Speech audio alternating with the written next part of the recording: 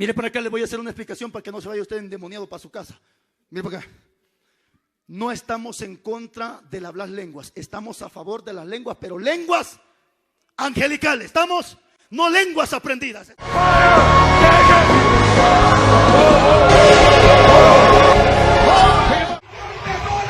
Vamos a recaudar este mes con las ofrendas y los diezmos.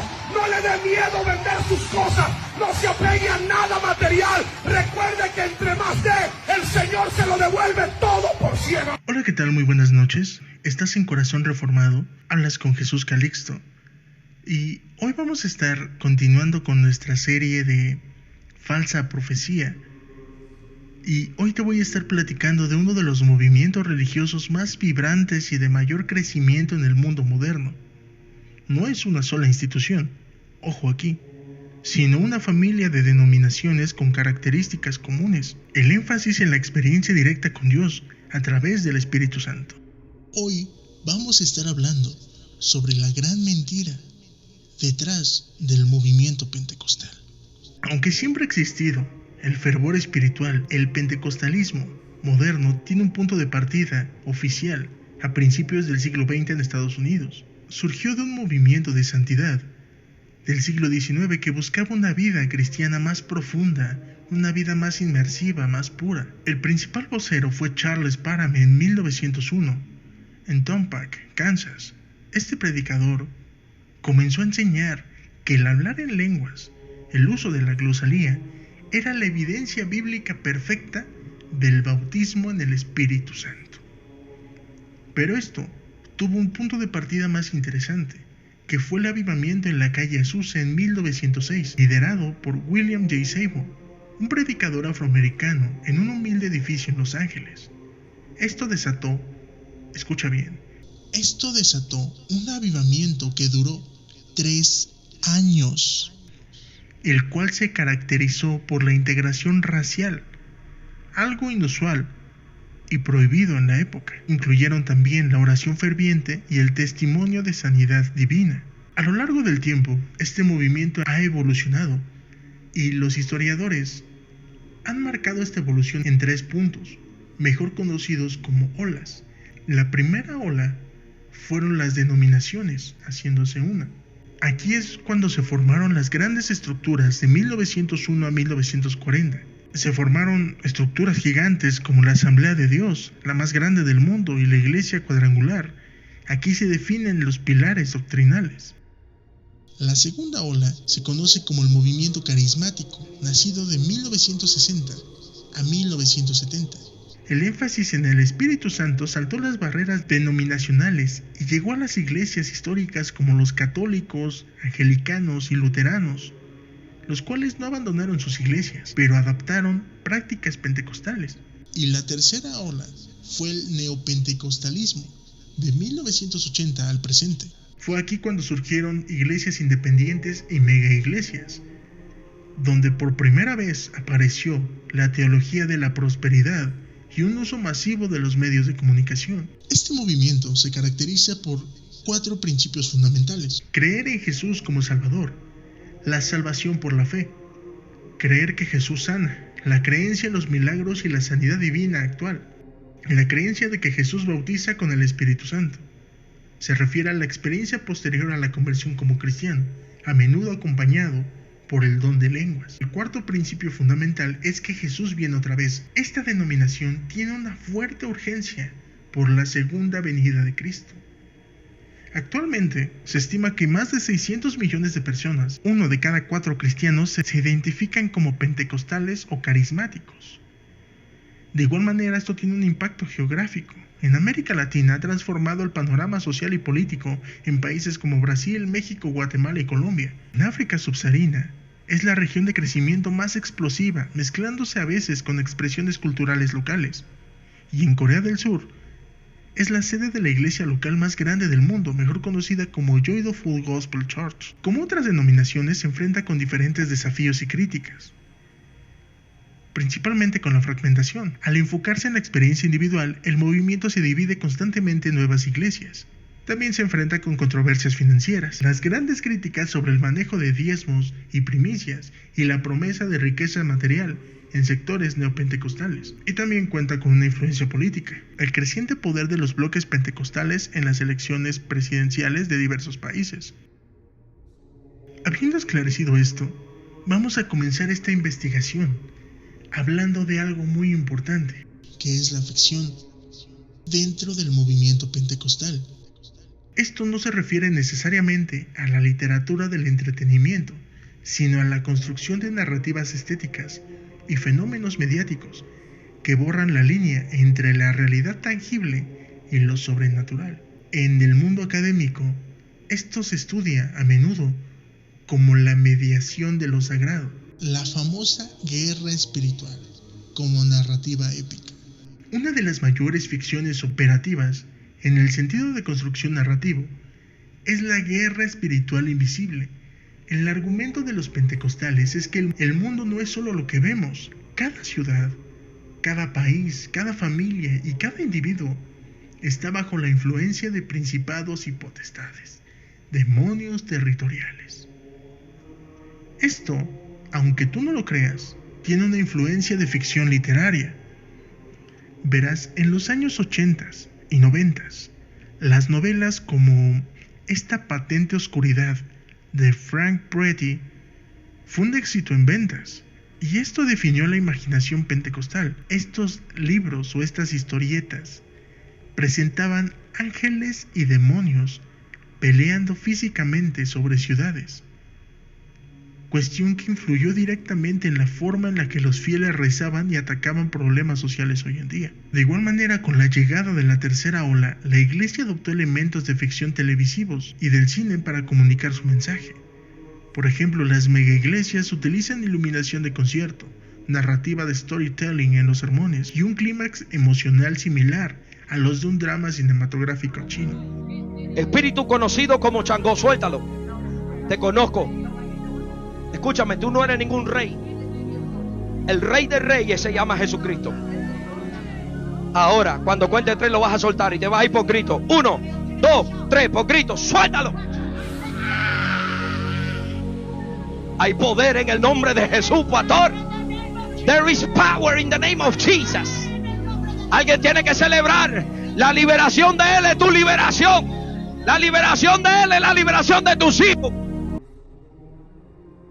Además, en muchas congregaciones, los exorcismos públicos, mejor conocidos como liberaciones, tienen una estructura casi teatral, presentado primeramente por el villano, y ves al chico hablando en lenguas, su tono más grueso, gritando, golpeando, y empieza el conflicto, la intercesión, y grita, lucha, patea, golpea, y la resolución es la liberación, llanto y cantos tipo gospel.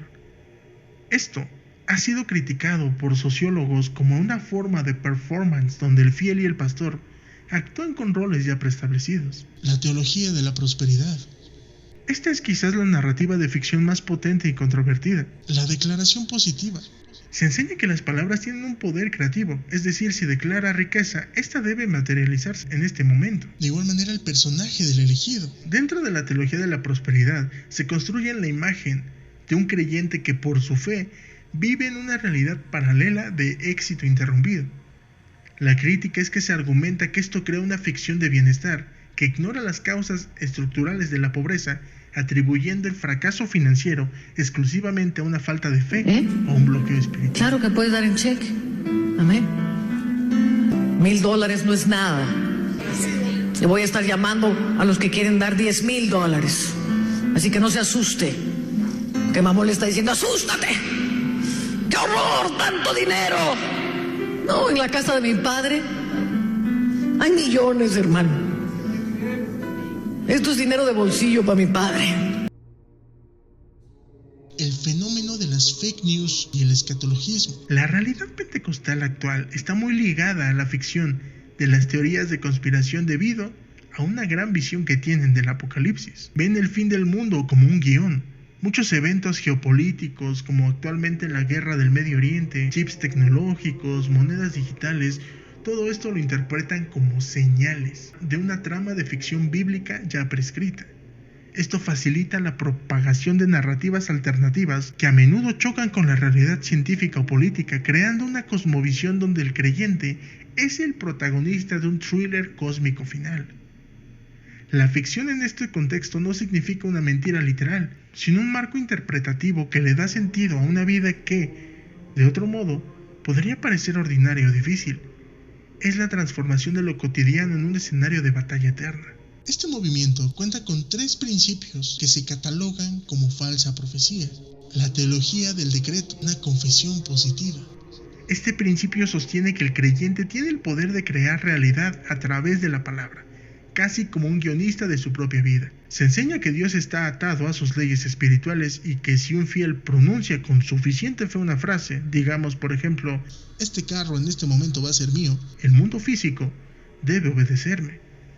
La ficción entra cuando se convierte en la oración tradicional, que conocemos como una petición humilde, en un dictamen mágico, del cual si la profecía no se cumple, la culpa nunca va a recaer sobre la persona que oró, sobre el sistema o sobre la voluntad divina, sino sobre tu falta de fe.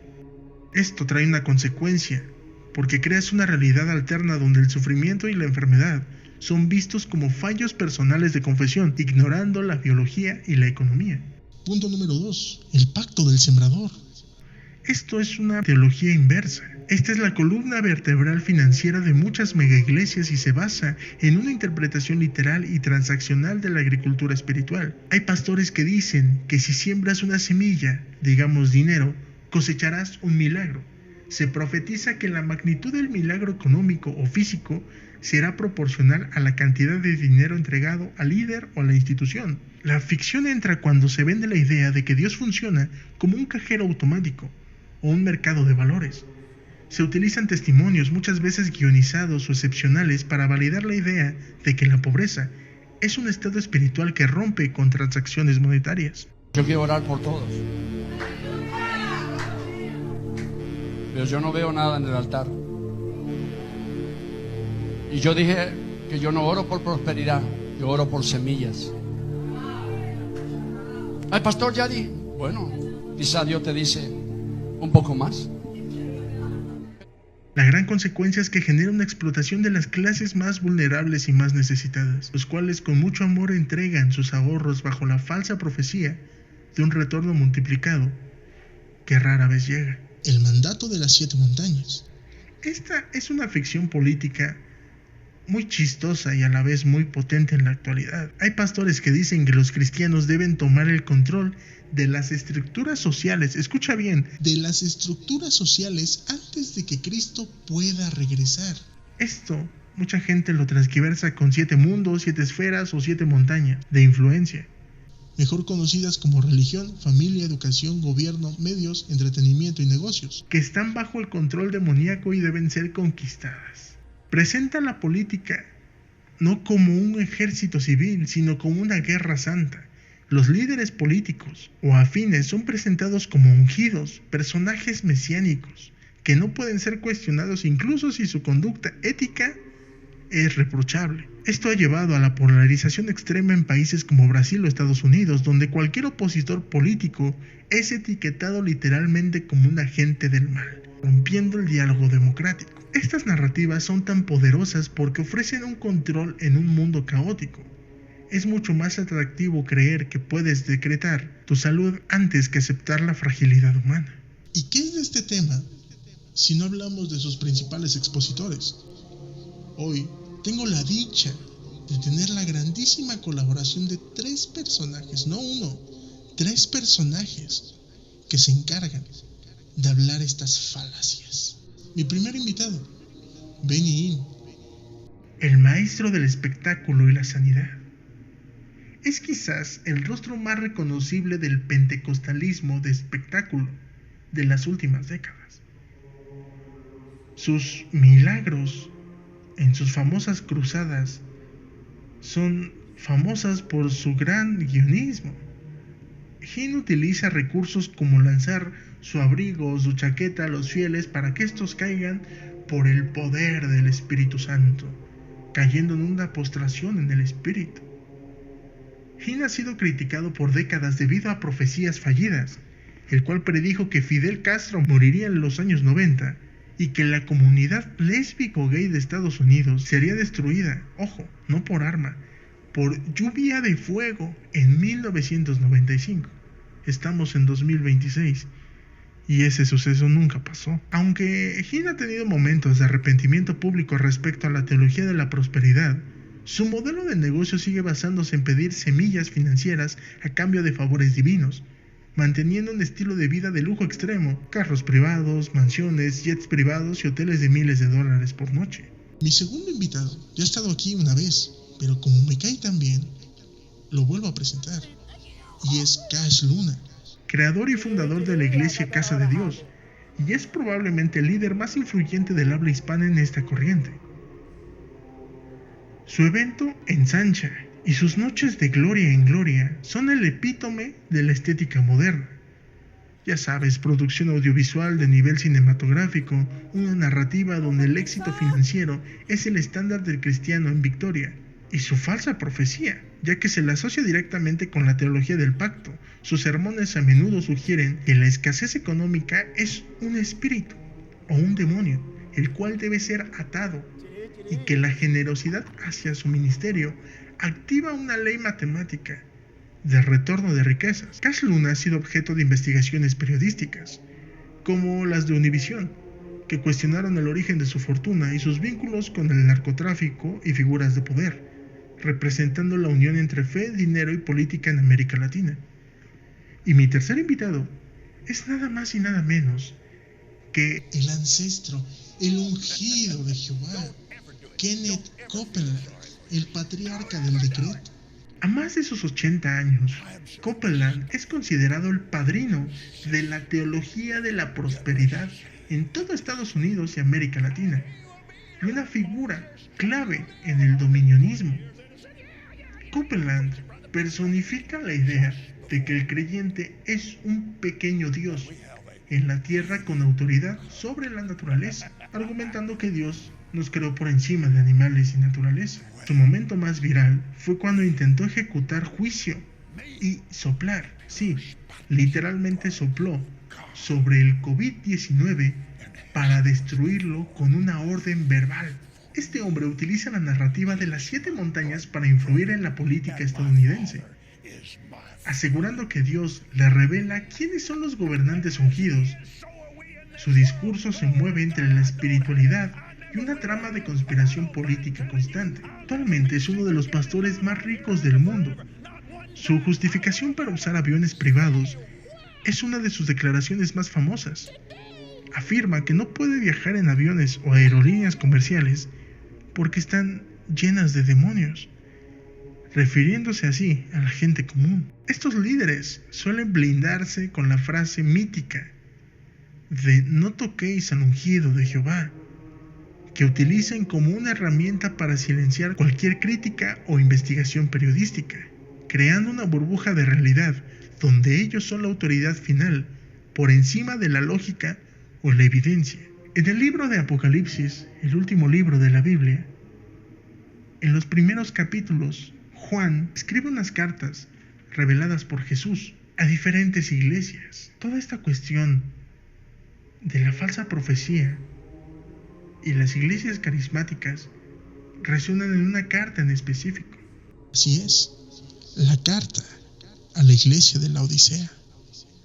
Apocalipsis 3 del 14 al 22. El espejo del neopentecostalismo.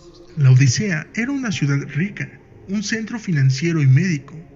La carta que Juan escribe por instrucción de Jesús resuena fuertemente con la realidad de muchas megaiglesias actuales. La iglesia de la Odisea decía: yo soy rico y me he enriquecido y de ninguna cosa tengo necesidad. Apocalipsis 3:17. Esto coincide mucho con el discurso neopentecostal de que el éxito material es la prueba directa del favor de Dios, la ceguera espiritual. Jesús le responde y le responde fuerte. A pesar de su estatus, a pesar de su economía, a pesar de sus lujos, Jesús les dice: desventurados, miserables, pobres, ciegos y desnudos. El peligro aquí es cambiar la profundidad espiritual por la estética del espectáculo. Esta carta demuestra algo muy triste, y es la tibieza. Porque al buscar agradar al mundo con mensajes motivacionales, mensajes de riqueza, mensajes de poder político, mensajes de bendición, pierden su carácter salim y pierden su carácter radical, volviéndose una iglesia tibia, ni fría ni caliente, lo cual provoca el rechazo divino. 3 peligros de caer en esta doctrina. Cuando la experiencia emocional o la ambición material superan la base bíblica, surgen peligros graves para el individuo. Inciso A. La fe en la fe. El mayor peligro es desplazar a Dios del centro. En estas doctrinas, Dios se convierte en un sirviente que debe cumplir lo que el hombre decreta. Si el milagro no ocurre, la persona cae en una crisis de fe devastadora, creyendo que Dios le ha fallado o que Dios es incapaz de cumplir su deseo. Inciso B. El analfabetismo bíblico por la nueva revelación. Muchos, por no decir todos estos movimientos, priorizan lo que el pastor dice haber recibido directamente el día de hoy por encima de lo que está escrito bíblicamente. Esto abre la puerta a abusos de poder, abusos de confianza y abusos de doctrina, ya que trae más que una doctrina, trae una mala práctica y una doctrina extraña, ya que el líder se vuelve incuestionable. Si el ungido dice que hay que sembrar dinero para ser sano, el fiel lo hace sin consultar a la escritura. Inciso C. La desensibilización ante el sufrimiento. Y es que al enseñar que el sufrimiento es falta de fe o un ataque demoníaco, se pierde la empatía cristiana básica. Se crea una comunidad que juzga al pobre, que juzga al enfermo, que critica al deprimido. La iglesia se convierte en un club de triunfadores, en un club de ganadores, en un club social, donde no hay espacio para la vulnerabilidad humana, y quien es vulnerable, o quien está triste, o enfermo, o pobre, es arrinconado, es abandonado en su soledad, en un rincón de la iglesia, lo cual es una antítesis del mensaje de Jesús. El peligro no es el Espíritu Santo, ni el fervor. Estas son las bases del cristianismo. El peligro es la distorsión comercial y egocéntrica de estos dones. La carta a la Odisea termina con una invitación muy fuerte. Yo estoy a la puerta y llamo. Esto es una metáfora poderosa, porque Jesús se quedó afuera de su propia iglesia porque esta misma estaba demasiado ocupada celebrando sus propias riquezas. Te voy a decir lo que veo. Puedo ver un ángel que se mete en una carretera. Puedo ver una ruta. Puedo ver un accidente. Puedo ver un accidente y puedo ver un joven. Puedo ver un joven y ese joven estaba alcoholizado. Y en ese accidente puedo ver el ángel sentado en la moto con ese joven. Ni marrabagas te revestea. El padre dice: cuando vino el accidente, él se acordó de mi palabra. Él se acordó, me pidió perdón. Si yo lo dejaba con vida, no me iba a servir. No me iba a servir. Me pidió perdón y yo lo agarré. Ten paz, tu hijo está en mi brazo. Está en mi brazo. Alguien que alabe al Padre.